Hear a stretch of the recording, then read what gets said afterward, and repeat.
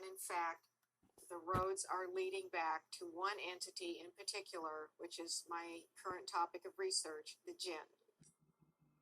So who are the jinn? Explain this to somebody who's never heard this before, because this is a completely new topic for most people in this kind of field of work. Most people in the West have never heard of the jinn.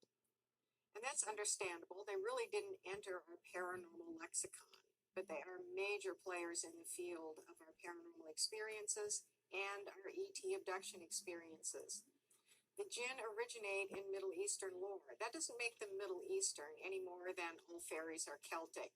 Entities really don't pay any attention to human boundaries of race, culture, ethnicity, political boundaries, and country boundaries. They're everywhere. But nonetheless, the stories of them and their mythologies do concentrate in certain areas. The jinn go back to ancient times in Persia and Babylonia, ancient Arabia. They are a supernatural race, very powerful, who existed on this planet before we did. They preceded humans. They were around when the angels were around. And according to their creation story, the angels were made of pure spiritual light, the jinn of smokeless fire, and then God decided to make human beings out of earth and water. When he did so, according to their Middle Eastern creation story, when God created human beings, he asked the angels to bow down in acknowledgement.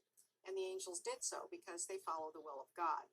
The jinn refused, claiming that human beings were inferior to them and they were not about to bow before anything lower than themselves. This made God angry, and he cursed the jinn. And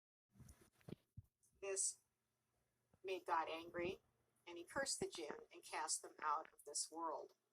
He then gave them a bit of a reprieve until Judgment Day to make their case against human beings that we are unworthy.